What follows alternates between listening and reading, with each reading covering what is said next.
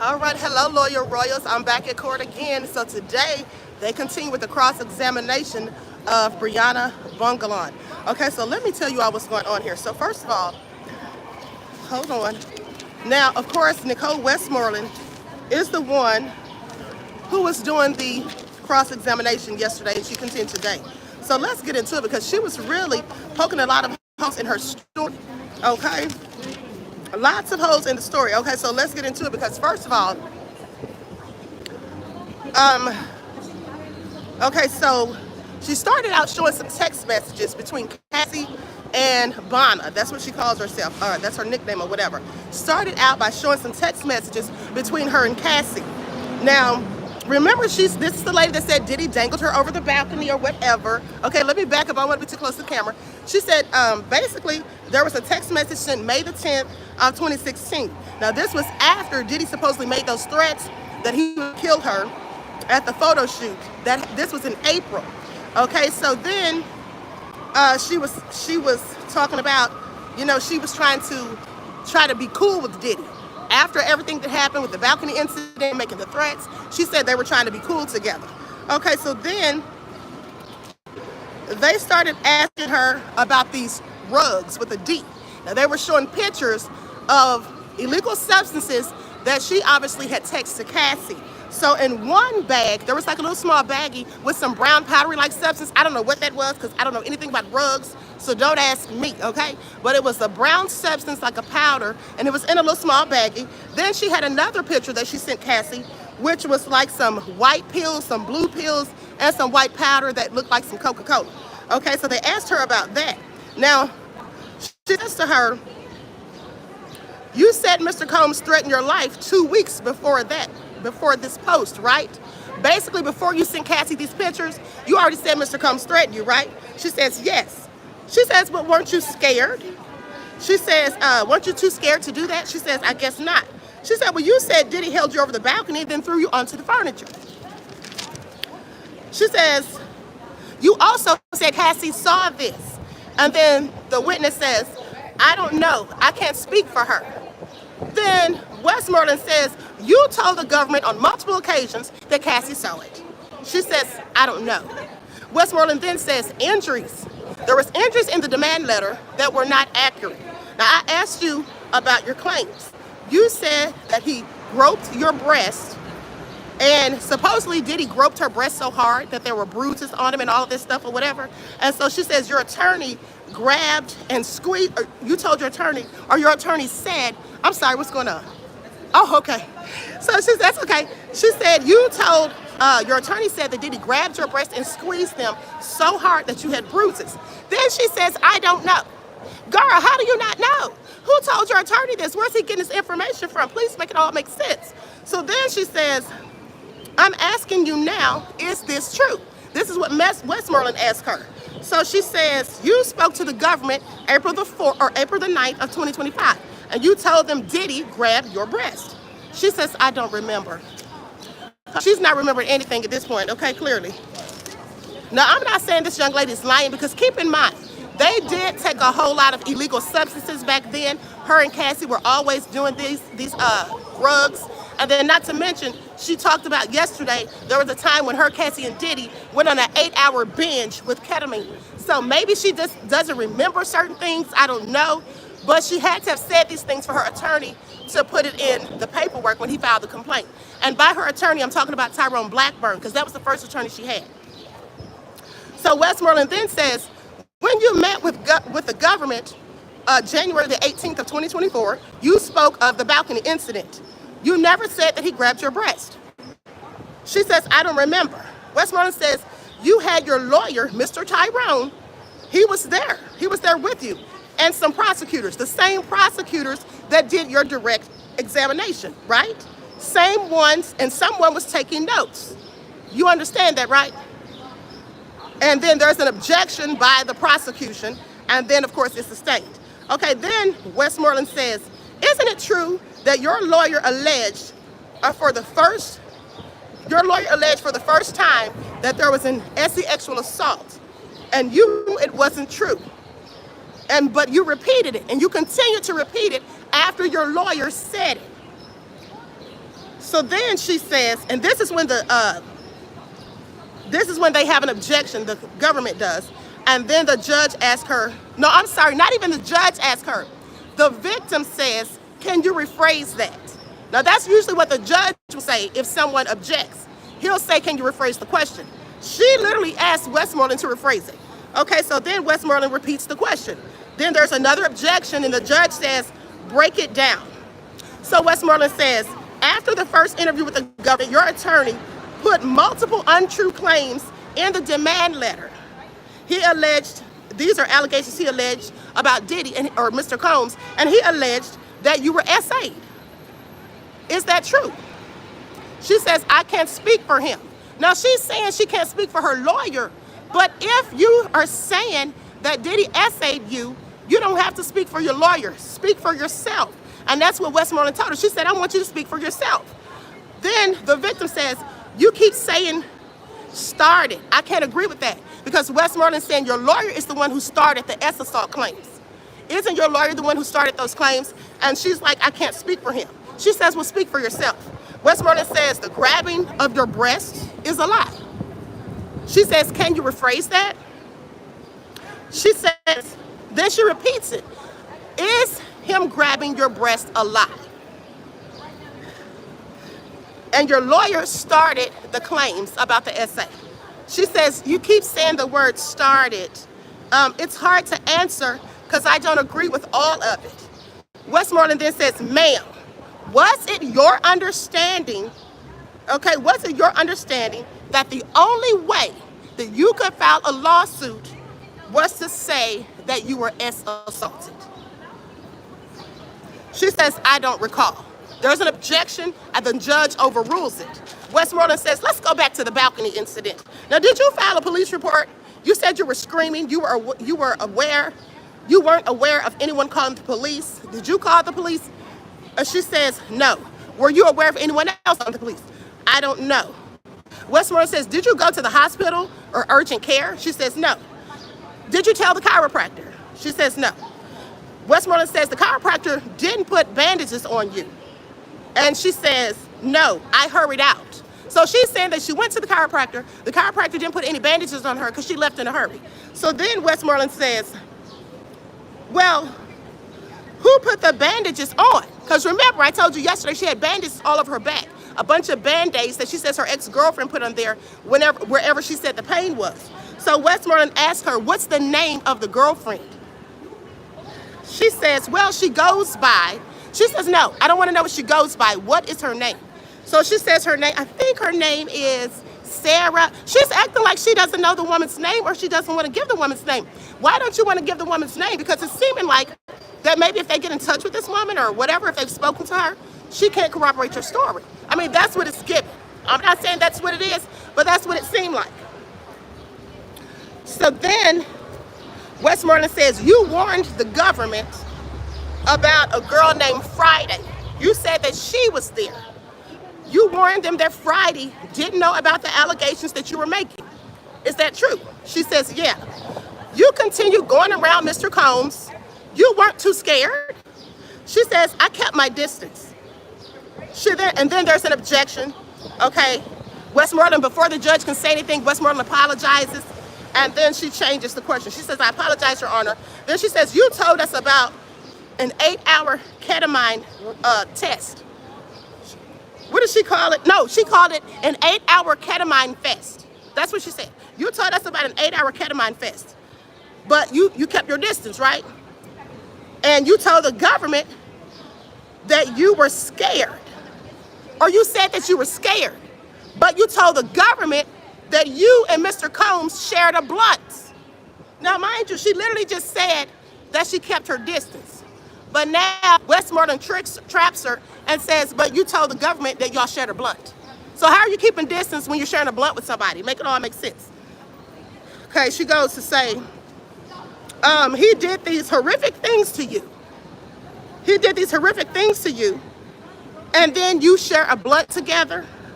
She says, yeah, I remember that. Okay, it's not looking good is all I'm saying. Okay, please pay attention. I don't know if she's lying or her memory is lapsed or whatever. So then Westmoreland calls out dates. Okay, she says October the 4th of 2016. This is supposedly 8 days after September the 26th when the incident happened. She says, the victim says, I don't remember the date, but I did go to a concert. Because she's asking her, you still hanging out with this man? She says, I did go to a concert. She says, wasn't the concert October the 4th? Just 8 days after the whole balcony incident? And she's like, I don't remember the date, but I did go to the concert. Westmoreland says, I'm going to refresh your memory. Please read the document and look up when you're done. So now she's producing documents. Okay, so she puts this document up and she says, these are basically text messages. Text messages. And she says, texts don't remind me, but I know I went. Westmoreland said, did you sit on the front row at the concert? She says, yeah, I was everywhere. I was trying to help. So she says, close proximity to Mr. Combs. She says, I don't know. Westmoreland says, you watched him perform? She says, I don't remember if I watched him perform. Westmoreland says, let's talk about October the 5th. Then she shows another document. She says, review the document and look up when you're done. Okay. And then she says, now turn to the jury and tell them who rented out the club that night. And then she says, Mr. Combs. I'm telling you, this lady is earning her keep, Mr. Westmoreland. So then a week or so later, you go to Mr. Combs' private party and you party with him. Objection, it's overruled. She says, I attended the club. Westmoreland says, you weren't too fearful? You weren't too fearful to go to his event? You weren't too scared to go there? And she says, I was having a weird feeling on the inside. Westmoreland says, you had your neck brace on? When she said that, everybody started cracking up. Because, girl, you said your neck was injured, your back was injured, your leg was all bruised. You went to the chiropractor, they gave you a neck brace, but days later you're partying at the club, having a good time. And she says, did you have on your neck brace? So everybody was cracking up. So she says, I didn't have it on because I wouldn't want to be seen with the neck brace on. Westmoreland said, oh, so your neck wasn't so hurt that you needed your neck brace. She says, I can't recall. Westmoreland says, you went to a party with him, right? You told him, you went to a party with him. And you told your rug dealer, Ray J, to bring rugs to the club. She says, I don't know why his name is Ray J. Now she does. Now you know she doesn't want to tell on Ray J, but Ray J, if you're listening, we know you're a whole rug dealer. Is that why he's trying to defend Diddy? Hey, beloved, is that why he's trying to defend Diddy now so tenaciously? Because Ray J, she just told us that you were selling rugs all up in the club. Okay, please make it all make sense. See, yesterday she tried to cover it up too. She said, when they were asking, do you know Ray J, the rug dealer? She said, the lady's like, you don't know who Ray J is. She's like, I think it's a musician, but I don't think it's him. And the lady's like, oh, okay. So then she says it again. She says, I don't know why his name's Ray J. So now Westmoreland pulls out some more text messages and starts reading. And it says, you ladies want to have a wine, cooking, and catch-up sleepover? Now, this is a text message from Cassie. She says, oh, I was just about to hit you. That's what she tells Cassie. Now, mind you, she's agreeing to have a sleepover with Cassie after Diddy just dangled her from Cassie's balcony days before. There's no way in the hell I'd want to be back at Cassie's house. Matter of fact, I wouldn't want to be around Cassie because I know Diddy's going to be around. Now, if he dangled me over a balcony and threw me on some furniture till my back and neck hurt and I got bruises, I don't want anything to do. And you said you're going to kill me? So, Westmoreland says, your response is, yeah, we can go we can do it at 8 o'clock. Cassie asked you if you want to sleep over. The date was October the 9th. So less than 2 weeks after, you say Mr. Combs caused you significant injuries and harm. You want to go back? She says, yes. Now she says, you see your phone number right there. And she's showing her these other text messages. You see your phone number. Please read the text and I'll read the ones from Cassie. So she starts reading these and it says something about something about Coolio being there. And then she says, the victim says, I'll grab you. And then she says, oh yeah, you want me to get you like a hoodie or something, P? So Westmoreland says, what does P stand for? And she says, P is for Puffy. She says, so, you said that this man did all this stuff to you, hung you over a balcony, did all these things, grabbed your breasts, all of this, and now you're asking him if he wants you to get him a hoodie, a t-shirt. She says, like I said, we were trying to be cool after we had the FaceTime. Westmoreland says, wait a minute, repeat that again? She's like, repeat what? She says, what you just said. And she says, I said we were trying to be cool after the FaceTime. Westmoreland says, you continued to spend the night with Cassie and be around Mr. Combs because he didn't cause those injuries, did he? So then she says, part of that's true, but I can't agree with the whole thing. Westmoreland says, there was a message from Diddy, and this is what the message from Diddy said to her. Diddy sent the victim a text saying, when friends get high together, they're not supposed to let friends F up. You're whack for that. I think you're whack for that. He says they're supposed to have their back. That's just whack. And so then she's asking her, do you remember this message or why he said this? And she says, I can't speak for him. Westmoreland said, I'm asking you. Like basically, do you think friends are supposed to have their friends' backs? So she asked her about her injuries, and she described them as being a big cut with bruising. And then she says, yeah, I had a deep bruise. Westmoreland says, you told the government it happened in the morning, and you took the pic later by yourself while you were alone. She says, then the one with the neck brace, okay? She says, where'd that picture come from, basically? And she says, yes. She says, yesterday, she says it was airdropped or text to her from her ex-girlfriend. So Westmoreland says, well, yesterday you testified that both injuries happened on the same day. Is that true? She says, yes. She then, Westmoreland shows her a picture of the leg bruise dated Monday, September the 26th of 2016 at 9:45 a.m. from an Apple iPhone number 7, and the location's on there, and it's the metadata from the phone. She says, true, right? She says, yes. She says, you're familiar with the Bad Boy reunion tour because you worked on it, right?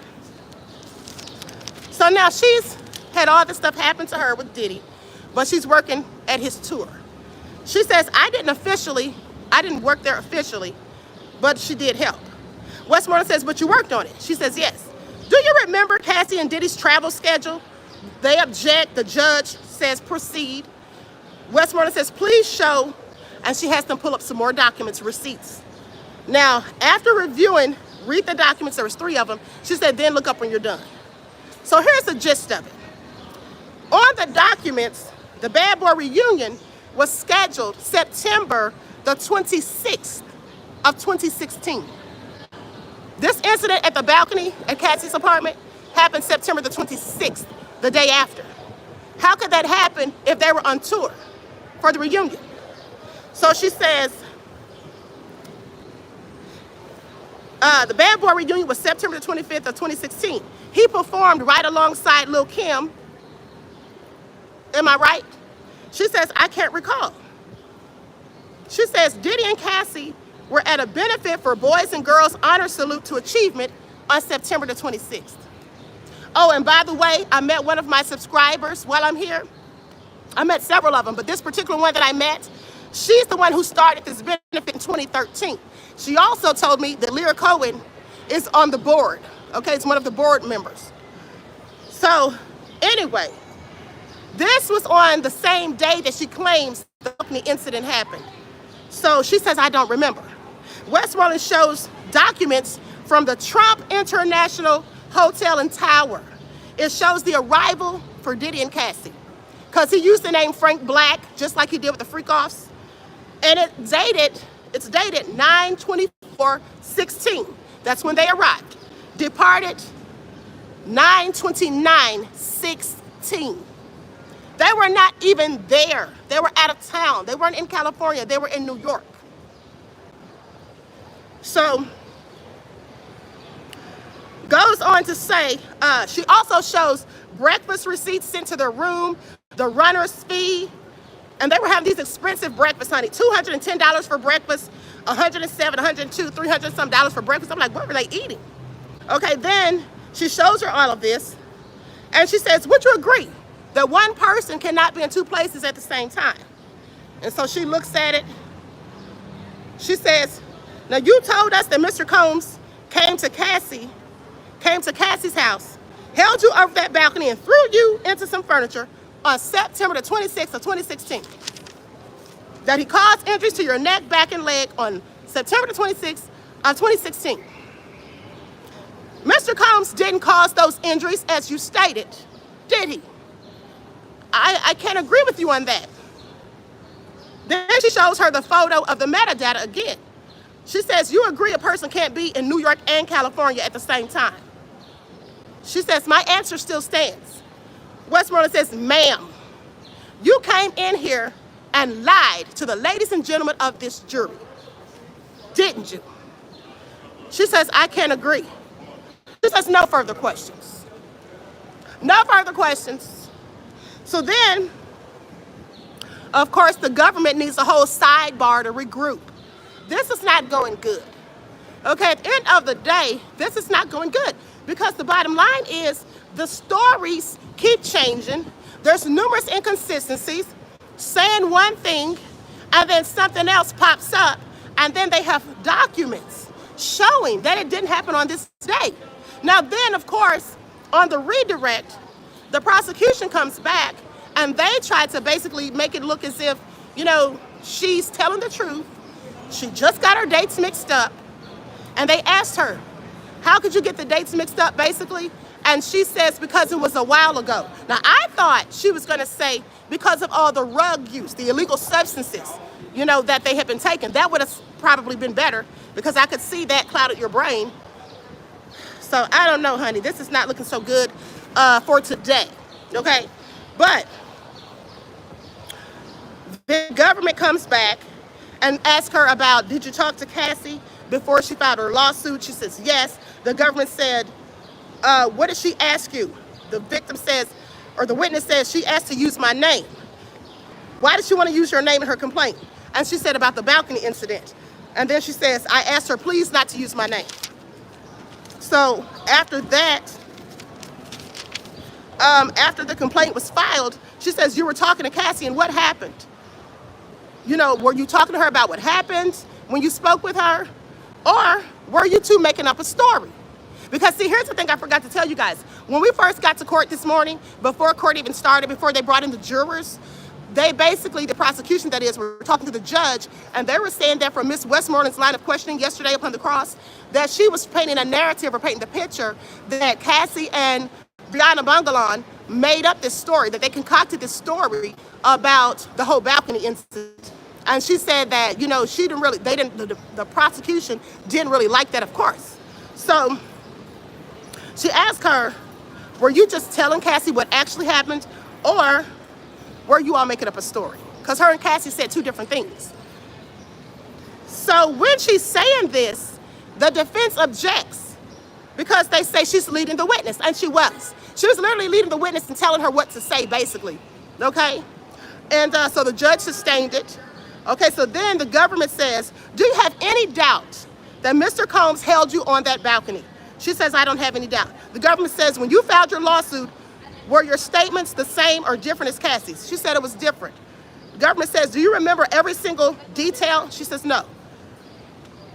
You will never forget, this is what the government says, you will never forget him holding you over that balcony, right? Again, defense objects, says leading the witness, and that is leading the witness.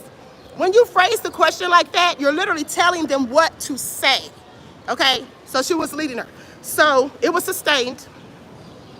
So then she says, you remember meetings with the government? The witness says yes.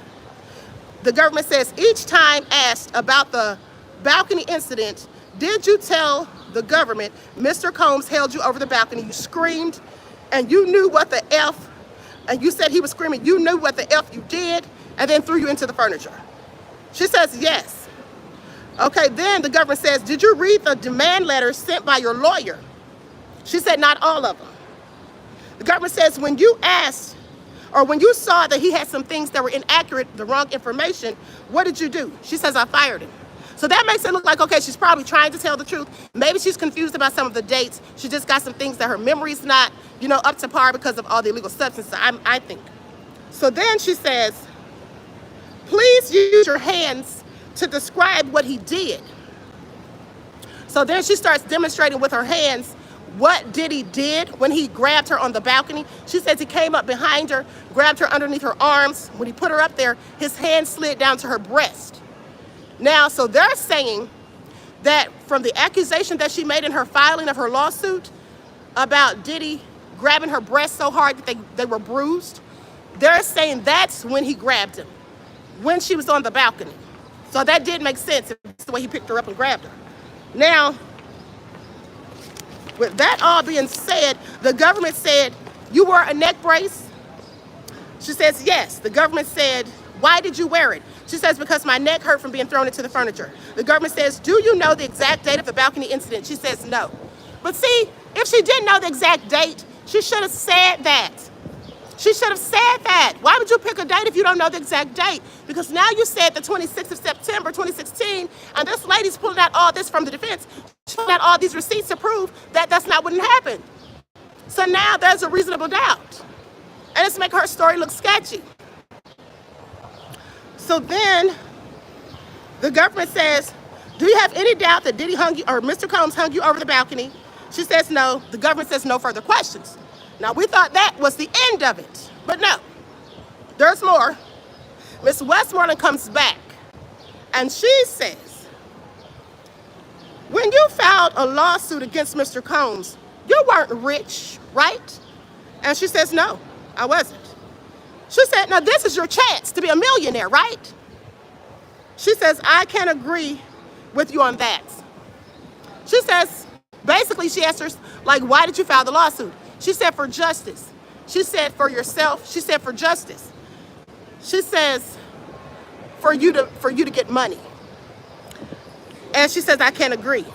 She says, isn't it true that you don't want to say anything that's going to mess up your lawsuit? And she says, you're asking for $10 million. Then the witness says, my lawyer wrote down that number. As if she didn't agree to it. Yeah, your lawyer wrote down that number, ma'am, but you agreed to it. Okay, so anyway, this is all crazy. I just want y'all to know, it is so hot out here. I'm trying to stand in the shade. So, what do y'all have to say about it?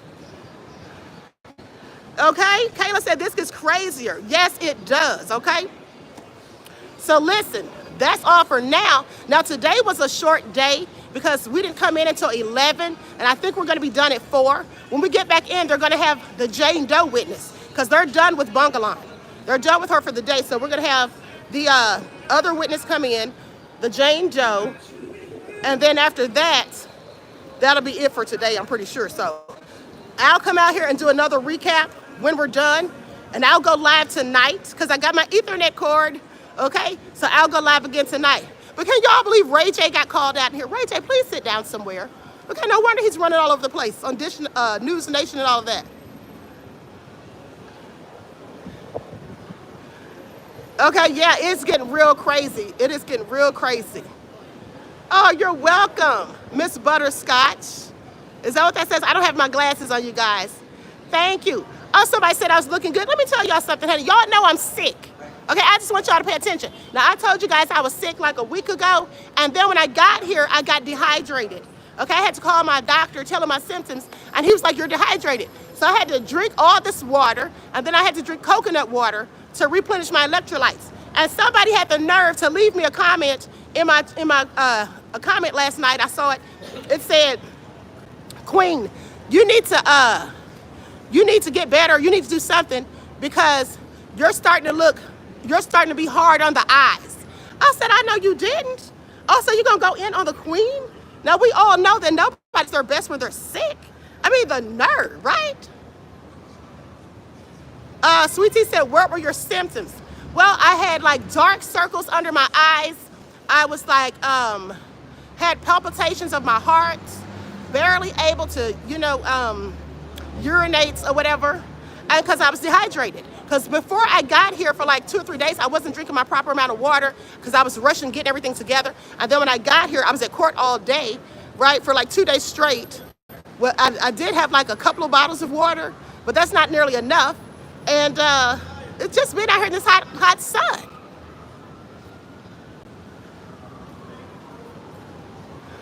That just means they're jealous of you.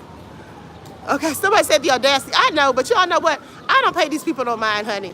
Some people sit back in the cut and wait for an opportunity to try to go in on you. It is what it is. But listen, I love you all, royals. Thank you, Sunset Nights. Says, get something cold to drink, queen. Thanks for your hard work. Thank you, beloved. Listen, I love you all to life. I really appreciate you guys. Thank you, Panther Strike said, you look wonderful. Thank you. So listen, I'm going to go live sometime tonight, okay? So you all make sure you tune in. Listen, I love you all, and I'll see you all when we get out of court. Okay, until then, each one teach one. That's how we grow and thrive. Do something productive, constructive, but never destructive. And always remember, beloveds, to keep the Most High first in your lives. Thank you, Gwendolyn. Said, get a small bottle of Florida water. Thank you. I will, beloved. All right, peace and blessings.